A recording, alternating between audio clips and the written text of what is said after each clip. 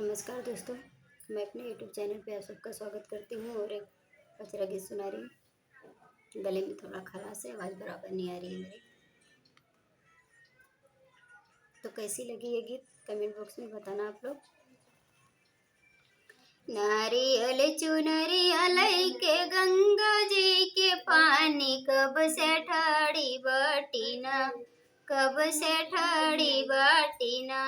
दर्शन दैदा महारानी कब से ठाड़ी बटीना, दर्शन दैदा महारानी कब से ठाड़ी बटीना। नारियल चुनरिया लैके गंगा जी के पानी कब से ठाड़ी बटीना, कब से ठाड़ी बटीना। दर्शन दैदा माता रानी कब से ठाड़ी बटीना, दर्शन दैदा महारानी कब से ठाड़ी बटीना। सुनी मोरी गोदी बाटे सुन मोर अंगनमा, एक निशानी मांगिना, एक निशानी मांगिना। ताना मारे जेठ जेठानी, एक निशानी मांगिना। ताना मारे जेठ जेठानी, एक निशानी मांगिना।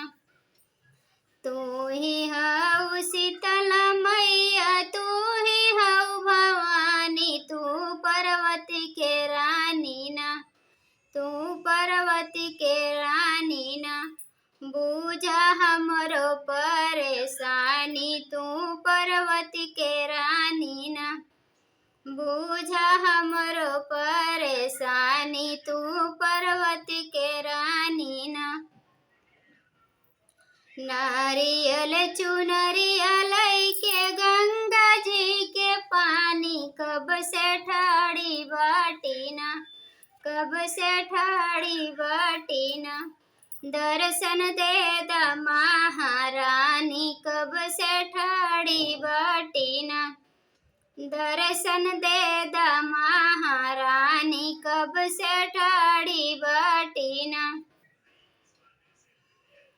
सुनी मोरी गोदी बाटे सुन मोर अंगनवा, एक निशानी मांगिना, एक निशानी मांगिना।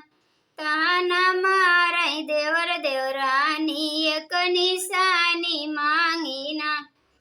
ताना मारे देवर देवरानी, एक निशानी मांगिना। तू ही हऊ शीतला मैया, तू ही हऊ भवानी, तू पार्वती के रानी ना, तू पार्वती के रानी ना।